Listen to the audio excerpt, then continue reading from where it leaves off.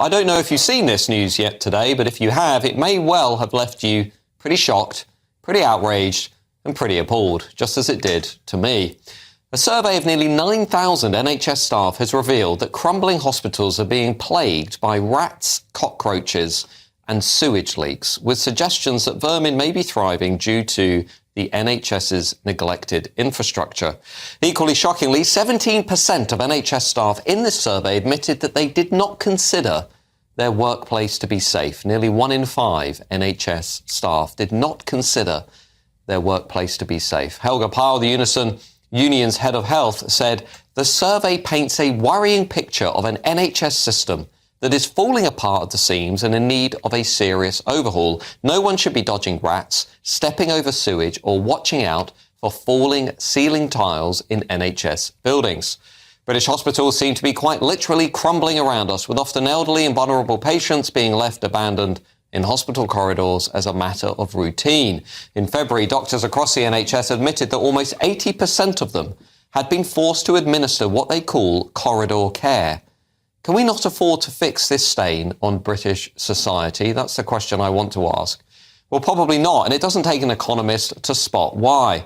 As a country, we are still paying over £13 billion every year in foreign aid alone. We've just pledged another £33 million over the last week to secure yet more prosecutions on the smuggling routes to the French coast, with Labour's promise to smash the gangs looking increasingly hollow. So far, crossings this year are over 6,600. That's up 40% on the same time last year. There's almost no evidence that this money is making a difference. And in January, it was revealed that housing asylum seekers in hotels, a practice that continues under Labour, is costing a staggering £8 million every day. Beyond the eye-watering figures that I'm just sharing with you, there's a much more fundamental point here, and it's a point about fairness. Why should British hospitals, British patients, be forced into humiliating corridor care in hospitals, overrun with rats, cockroaches and sewage leaks? Why shouldn't they feel angry when they see so much money being made available for foreign or imported political problems that we repeatedly fail to fix? Fairness is a cornerstone of British values and of British society. Fair play is integral to our national culture. But unfortunately, this Labour government, alongside the Tories before them, let's be honest, seem to have missed the memo. As ever, let me know your views at gbnews.com/your say. Of course, meet me on X at GoodwinMJ, or tweet us at GB News. With me now is my panel, former Reform UK spokesperson Gawain Towler and former advisor to the Labour Party and Jeremy Corbyn, James Schneider. James, if I can come to you, Labour in power, presiding over the NHS, Wes Streeting, Health Minister. There is something about the story, and the reason I wanted to pick it up, that really strikes at the heart of this notion of unfairness, that we literally have an NHS that is being now infested with rats, with cockroaches, patients being treated on corridors, but yet we're sending all of this money overseas. We're spending all of this money on an asylum system that isn't working. Many Brits are saying, OK, this isn't really adding up. What you're saying also isn't quite adding up. You're taking you're completely right, that it is shameful that the NHS is in many ways crumbling, and the cockroaches, rats, patients not getting proper care. And you're right to say that this is an issue of this government, it's an issue of the previous government. I'd actually bring it all the way back. There was a lot of underfunding of the NHS under Major and Thatcher. Then under Blair and Brown, funding went up, but it was PFI, so it was very expensive because rather than the public doing it, it got farmed out to private companies who then had to be paid a high level of interest each year, and we're still paying off a lot of that.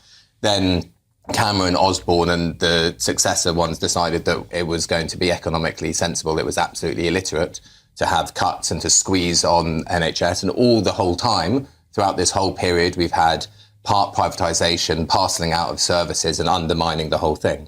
In the same time, since 2010, the wealth of billionaires has tripled. That's a really very big figure. The amount of money that we send overseas in relative comparison is pretty small. So if you're saying we've got our priorities £13 billion. I'd said in comparison is pretty small. So there are very clearly the wrong priorities that successive governments have all had, and health policies have had. There's been a thread running through all of them that's been quite similar. A move more towards privatisation, a move more towards underfunding and trying to hive out bits of the private sector. And it doesn't work. I mean, what we do need, it is now going to be very expensive, because everybody knows, like if you've built something in your house and then you've let it rot, it's much more expensive to deal with than if you looked after it while it was there. And we're going to have to go in with, unfortunately, quite a lot of money to rebuild a lot of these things, because people shouldn't be having care in crumbling hospitals, surgery in corridors and the rest of it. Sure, I think everyone can agree on that. Gawain, where do we get the money from? Frankly, it's going to be very, very hard. The NHS budget is already vast, and you're not going to be able to magic this up. I mean, with the much vaunted 22 billion black hole, with the vast sums of money being spent on net zero, with all sorts of spending commitments already in place, and when you see things like the employers' NIC contributions, that's going to hit the NHS quite hard, and there's a whole series of extra costs already.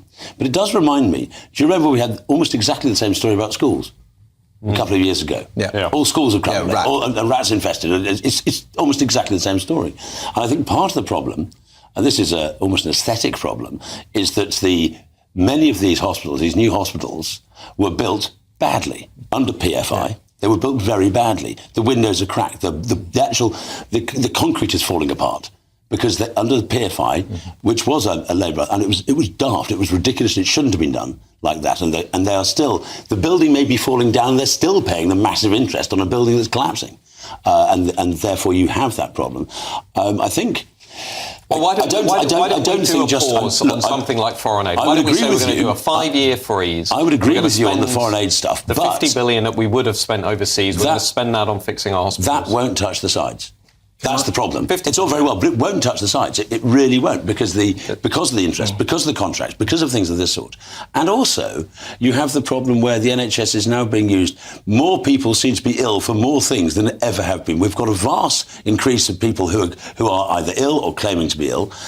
We've seen on the welfare stories recently the vast increase of that, and sickness and mental health and so on and so forth. So we are having much more demand for limited supply, and that's a problem. Yeah, James Schneider. Give you 3 areas where we could save money.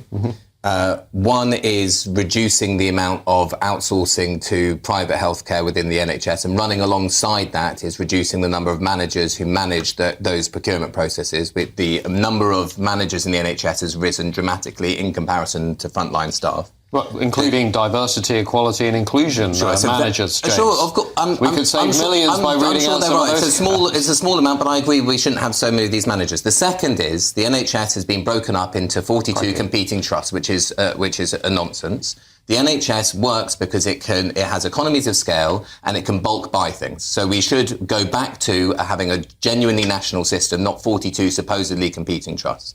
The third is we should have a national, publicly owned medicines company that can produce generic drugs at the cheapest possible price that we can to reduce the cost of drugs in the NHS. And if you want to look at where we can get money from for things in general, look at who has them. Look who's been doing well since in the last, let's say, 15 years. It's not ordinary people. It's not people who use the NHS. It's not people who, generally speaking, work in the NHS. But as I said before, the wealth of billionaires has tripled in that time.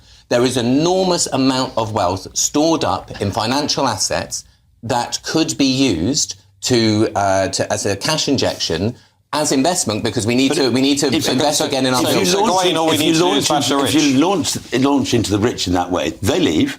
And there's no money. They're gone. Gawain, they're wealthy people in this country are wealthy because they own a lot of assets that are in this country. A person can leave the country. Yeah. The assets are here. So let's say I have £100 million in British assets. I own a factory. I own houses. I own high streets. Okay. I can sell those, right? I can sell those. Someone else buys them. The high street stays here. The shops stay here. The high street is a mess, as you know. If you're selling the company, if you're selling the business, then the employment drops. The assets are here. They leave, and they can be charged an exit tax. I'm afraid it's a fantasy. The idea it is not a fantasy. Look what happened in Norway. The idea that assets can just be spirited out of the country and there is nothing we can do about them is nonsense. It's nonsense. But it is absurd that someone because they don't want to pay tax is allowed to liquidate their assets and not pay any tax for it. Let's Not take away- pay let's- tax. let's take away assets. response to But that. if you're suggesting this sort of penal taxation on penal? rich, Who said I'm penal? saying penal. Do you- Penal do you- taxation do you- on. do you think- hold on, do you hold think on. being I let taxed you. 2%? I let you. Let's take away- If you're hitting the rich and people with assets with that sort of level of taxation that you're proposing, exit taxes and this, that, and the other, who's ever going to invest in this country? Who's ever going to bring money in? It doesn't. The global market doesn't work like that. If you basically say, Fortress Britain, you don't want to be rich, then there'll be no taxation to pay for the NHS, to pay for our services. What you're saying is completely ludicrous and is special pleading for people. No, it's not. It's special pleading for the British economy. It's absolutely not. Millionaires are leaving at record rates at the moment. And they're not being taxed in the way that I'm calling for. These two things are separate. Now, So you punish them at home and then punish them for why is leaving? it that the majority in a recent poll of millionaires in this country support the very policy that I'm proposing, which is a 2% annual wealth tax on assets over £10 million? That means you have more than £10 million, you pay 2% a year. On top of all the other tax you're paying. Now, I'm sorry, as I said before, billionaires' wealth has tripled since 2010. It's not like they're short of cash. They're not short of any money. Do you know what is short of money? Your hospital, your GP surgery. The amount of money roads going... have potholes in them. I'm sorry. Anybody can see this. Anybody can see. Like, over here, there are people who have... There are not very many of them, and they have loads and loads and loads of money, and they're getting more and more and more money every year. And everyone else is having a difficult time. And people look at that and go, there must be an equation where some of this can come over here. But if you say that my particular policy is not the right one, come up with another one. Well, I think initially the needs required, the requirements of the state seem to be increasing every year. The demands on social care, on welfare, on everything. If you start to hit the rich and the investors and things of this sort, you stop people investing. If you've got, and it all ties in, nothing is discrete. The problems with the NHS is not discrete from the costs of net zero, because it's all government. And if you punish people for success and you've punished people for doing things of this sort, no, but you are, right, you do that, people will leave and people will not come and invest in this country. If you do that, you strip investment out of the country, and guess what? There's less money for everybody, including the NHS, including the services and everything else you want. So it's a balance. You can't just attack that lot without having an impact. You think it's impact-free. Well, one thing's for certain, the debate is going to continue without any question of it.